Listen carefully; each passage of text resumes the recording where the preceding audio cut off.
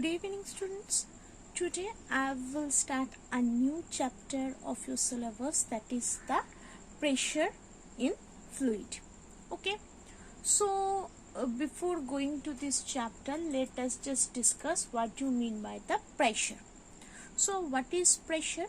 Pressure is basically the force per unit area. So in the unit area, the amount of force that is applied is known as the pressure, right? And so what is the characteristics of the pressure of a liquid, or what type of force that a liquid will exert, we will learn in this chapter. Okay, so before going to that part, let us just see the mathematical expression of the pressure and its unit.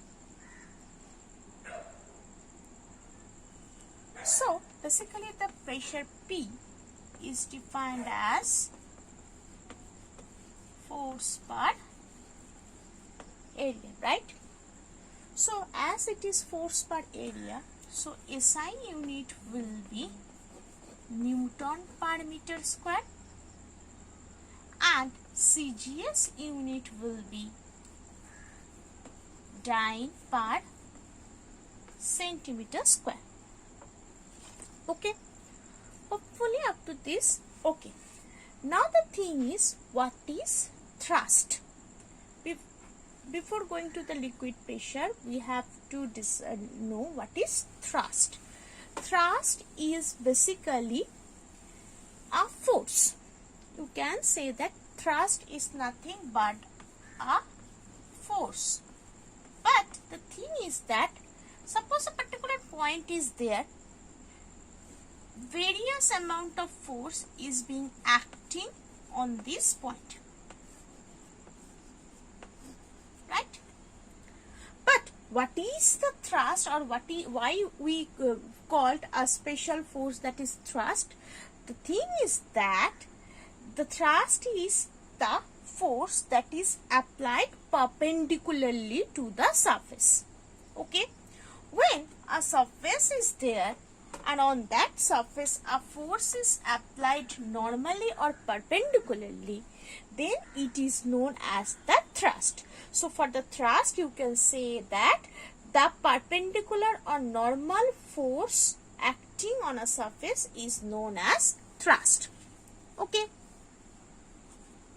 so basically how you can calculate the thrust? The thrust is calculated by the, as it is nothing but the force, so basically the Newton or dyne, that is in CGS in CGS the dyne and in SI the Newton, this will be the unit of this force or unit of this thrust.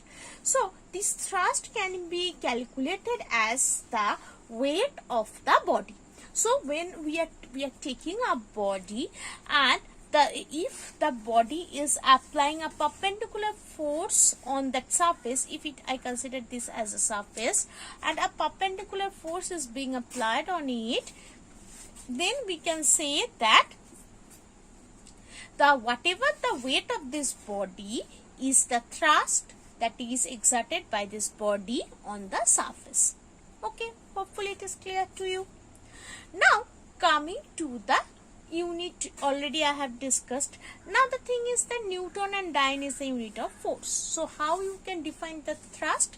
Basically you can define the thrust, or the unit of the thrust may be written as the kg weight or gram weight, because the weight is including now. So therefore as the weight is including, so force of the earth is also included. So therefore the unit is defined as the kgf, or kg weight or kg gram weight. Clear? So 1 kg weight will be basically, that is basically 9.8 Newton, and 1 gram weight will be 980 dyne. Hopefully it is clear to all.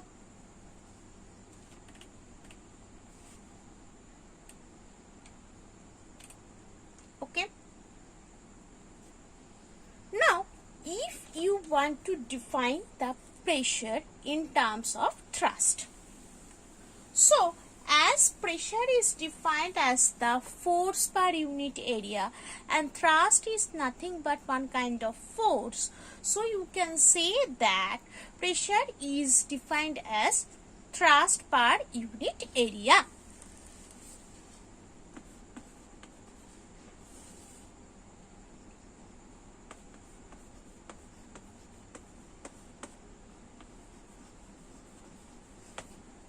Okay, so that is also F by E. Clear? So, what is the unit of this thrust? Unit of this pressure, that is already I have discussed, that is Newton per meter square, right? So, this Newton per meter square is known as also Pascal. Basically, in terms of the names of scientist Pascal, who has invented this term or coined this term pressure, to tribute him, the unit is Pascal, and the CGS unit will be, that is dyne per centimeter square, the same. Okay. So how you can define this Pascal, or what is the definition of 1 Pascal?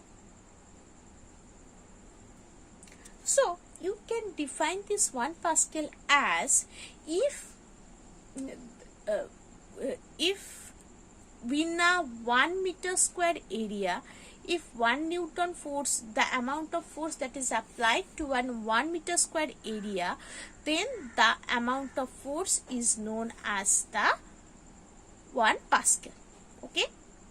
So, if 1 Newton force is applied to 1 meter square area, then that is known as 1 Pascal. Hopefully, it is clear to you. Now, other unit, what are the other units for pressure? So, for the air pressure, we use the Hg mercury tube measurement we use. Atmospheric pressure is there, STP is there. All these things are the various units of the pressure. Okay. So, now coming for the factors of the pressure. So, what are the factors? Basically, as the pressure is there, so pressure depends on the force and unit, right? So, if we increase the area, then the pressure will decrease. Why the pressure will decrease? Because we see that pressure is inversely proportional to this area, right? Pressure is inversely proportional to area. So, as pressure is inversely proportional to area, so if area increases, then pressure will decrease, or if area decreases, pressure will increase. So, pressure and area is inversely proportional, right? And if pressure and force are directly proportional, if thrust increases, pressure increases, if thrust decreases, pressure decreases. Now the question is that what is the physical significance of this thing? So in the next video I will continue with the significance of this thing. Okay, thank you.